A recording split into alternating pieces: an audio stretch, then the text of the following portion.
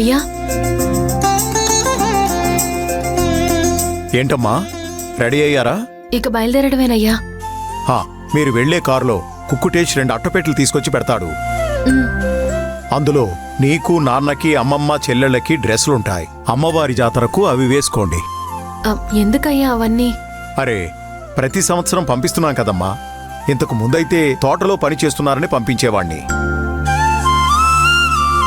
ఇప్పుడు నువ్వీ ఇంటి కోడలివి, నీ తరపున కొని పంపిస్తున్నాను అంతే. అమ్మవారి పండగ చేసుకునేటప్పుడు కొత్త బట్టలు వేసుకోవాలి. నాన్నని అడిగానని చెప్పు. అలాగేనయ్యా. మరో విషయం, తారక్ని కాస్త జాగ్రత్తగా చూసుకో అమ్మా. ఊరికొచ్చి నీకు తెలియకుండా తాగేసి తిరుగుతుంటాడేమోనని భయం. వాడితోనూ చెప్పాను, అయినా కూడా నీతోనూ చెప్తున్నాను, కాస్త జాగ్రత్తగా చూసుకో అమ్మా. సరేనయ్యా. అయ్యా, ఆ అమ్మగారితో ఒక మాట చెప్పనా, ఊరికి వెళ్తున్నానని? ఇప్పుడది అవసరమా అమ్మా? తనెలాగూ నీతో సరిగ్గా మాట్లాడదు. ఏదో ఒక విధంగా నిన్నెప్పుడూ బాధ పెట్టాలని చూస్తుంది. ఇక దారి పొడుగునా నీ మైండ్లో అవే ఉంటాయి. ఎందుకు చెప్పు? ఏం అక్కర్లేదు. అలా అని చెప్పకుండా వెళ్తే అది తప్పైపోతుంది కదయ్యా. ఆవిడ ఏమనుకున్నా పర్వాలేదు, నేనొక మాట చెప్పేసి వెళ్తాను. సరే, నీ ఇష్టం.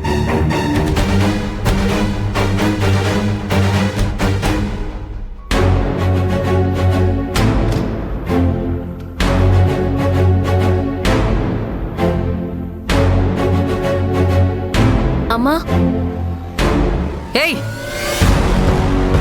నా కళ్ళ ముందుకి రావద్దు, నీ మొహం నాకు చూపించొద్దని ఎన్నిసార్లు చెప్పాలి? రూమ్ లోపలికొచ్చి మరి నీ మొహం నాకు చూపించాలా? అమ్మా, పండక్కి ఊరెళ్తున్నాను. దానికి నన్నేం చేయమంటావు? సారి పెట్టి నీ ఊరికి పంపించమంటావా? అది కాదమ్మా, ఊరికి వెళ్ళొస్తానని చెప్పడానికి వచ్చాను. వెళ్ళు, కానీ తిరిగి రాకు. నీకు అభిమానం, రోషం ఏదైనా ఉంటే అక్కడే ఉండు. ఎప్పటికీ ఈ ఇంటి వైపుకి కన్నెత్తి చూడకు.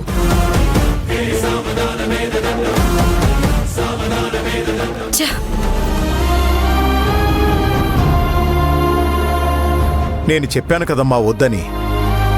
తనెలాంటిదో నీకు తెలుసు కదా. తెలిసి ఎందుకిదంతా? సంతోషంగా వెళ్లాల్సిన టైంలో ఈ మాటలు అనిపించుకోవాలా చెప్పు? ఊరికి వెళ్లే వరకు అవి నిన్ను బాధ పెడుతూనే ఉంటాయి. మీ నాన్న, అమ్మమ్మ, చెల్లెళ్లను చూడ్డానికి వెళ్తున్నావు. అందరూ సంతోషంగా అమ్మవారి పండగ చేసుకోవాలమ్మా.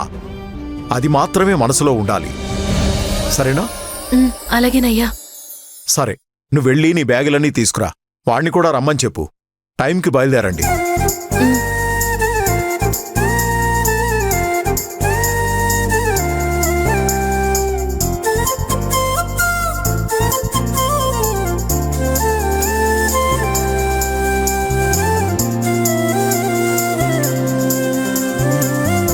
అయ్యా, కాఫీ.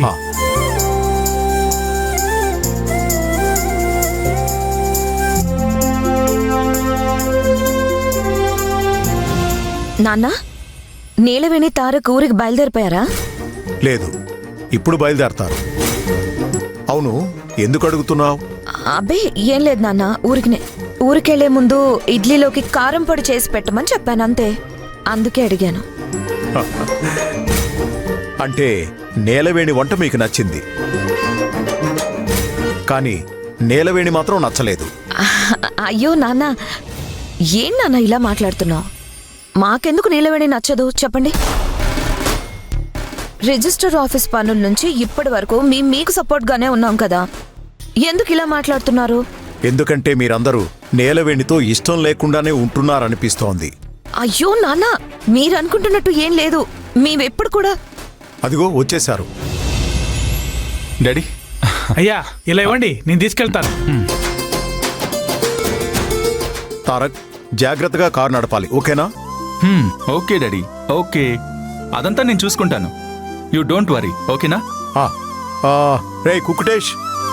అయ్యా, అట్టపెట్లు కారులో పెట్టమని చెప్పాను కదా, పెట్టావా? అవన్నీ అప్పుడే పెట్టేశానయ్యా. అవునా? సరే. అట్టపెట్టలా? ఏంటది నాన్న? నీలవేణికి వాళ్ళింట్లో వాళ్ళకి అమ్మవారి పండక్కి కొన్ని బట్టలు తీసుకొచ్చాను. వాటిని కారులో పెట్టమని చెప్పాను. మేమేం అడిగినా 100 లెక్కలేస్తారు. వాళ్ళకి మాత్రం అడగకపోయినా కొంటారు. ఓకే డాడీ, సరే మేము వెళ్ళొస్తాం. Take care. జాగ్రత్తగా వెళ్ళిరండి. Bye daddy. వెళ్ళొస్తాం. సరే వెళ్ళిరండి. Bye daddy. బాయ్. బాయ్. పద. అయ్యా వెళ్ళొస్తాను. అలాగే అమ్మా. ఓకే డాడీ, వెళ్ళొస్తాం. రీచ్ అయ్యాక ఫోన్ చేయండి. Okay daddy. సరేరా వెళ్ళిరండి. జాగ్రత్తగా వెళ్ళరండి అమ్మా. Bye daddy. ఆ,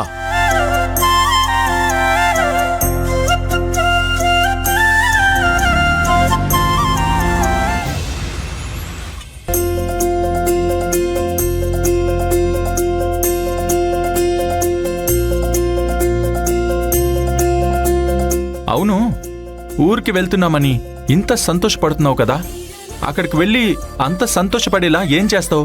ఏంటి సార్ ఇలా అడుగుతున్నారు? సొంతూరులో అడుగు పెడితే ఏనుగంత బలం దానంతట అదే వస్తుంది సార్. ఆహా. అలసిపోయిన మనసుకి హుషారొచ్చేస్తుంది. ఏ సమస్య వచ్చినా ఎదుర్కొందామనే ధైర్యం వస్తుంది. అది మేము చిన్నప్పటి నుంచి పుట్టి పెరిగిన ఊరు సార్. నాకు 8 సంవత్సరాలున్నప్పుడు సీమ చింతకాయలు కోయటానికని చెట్టెక్కి కింద పడ్డాను. ఆ చెట్టు ఇంకా అక్కడే ఉంది సార్. మేం బట్టలు ఉతికే బావిగట్టు, స్నానం చేసే గోదావరి పిల్ల కాలువ, ఆ పంట పొలాలు, కొబ్బరి తోటలు అవన్నీ మనసులో అలా మెదులుతూనే ఉన్నాయి సార్. వాటిని నేనెలా మర్చిపోగలను సార్? నీలో చాలా విషయాలు దాగున్నాయే.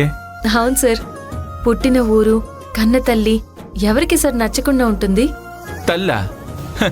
నువ్వు చెప్పే ఎగ్జాంపుల్ నాకు సెట్ అవ్వదు. సరే, నీకు నచ్చింది కదా, అది చాలు. ఈ రోజు కూడా ఊళ్ళో ఏదన్నా విశేషం ఉందంటే ఎక్కడెక్కడో ఉండే వాళ్ళంతా ఊరికొచ్చేస్తారు. అదొక సంతోషం సార్. మనం పుట్టిన ఊరే సార్ మనకి స్వర్గం. I don't know, I don't understand even. సొంతూరు, సొంత వాళ్ళు, ఆ ప్రేమలు, I don't understand this concept. నేను ఈ కాన్సెప్ట్నే అర్థం చేసుకోలేకపోతున్నాను. అది మాత్రమే కాదు, మనం ఏ ఊర్లో పుడతామనేది మన చాయిస్ కాదు కదా. నా వరకు అయితే అది కంప్లీట్గా కోఇన్సిడెన్స్ మాత్రమే. అందులో మన కష్టం అనేది లేదు. నేను హైదరాబాద్లో పుట్టినవాణ్ణి, అందుకే హైదరాబాదుణ్ణి. ఒకవేళ ఢిల్లీలో పుట్టుంటే ఢిల్లీ వాణ్ణి అయ్యేవాణ్ణి కదా. నేను ఈ ఊరు వాణ్ణి, ఆ ఊరు వాణ్ణి అని చెప్పుకోవడంలో గొప్పేముంది? అలా అంటారేంటి సార్? గొప్పతనం ఉంది. అదొక మధురానుభూతి. అదంతా మీకు అర్థం కాదులేండి. నీకు అర్థమవుతుంది కదా, నువ్వు హ్యాపీగా ఉన్నావు కదా, దట్స్ ఇట్. వాట్? ఏంటి అలా చూస్తున్నావు? ఏం లేదు sir. No no no no, నువ్వు ఏదో మనసులో అనుకుంటున్నావు, అది క్లియర్గా నీ ఫేస్లో తెలుస్తుంది. పర్లేదు, ఏంటో చెప్పు. మీరిలా మాట్లాడుతున్నారు కదా, దేని మీద ఇష్టం లేకుండా, ఎవరితోనూ అనుబంధం లేకుండా ఉన్నారు కదా. దానికి కారణం మీరు, మీ కుటుంబంలో ఉన్నవాళ్ళు,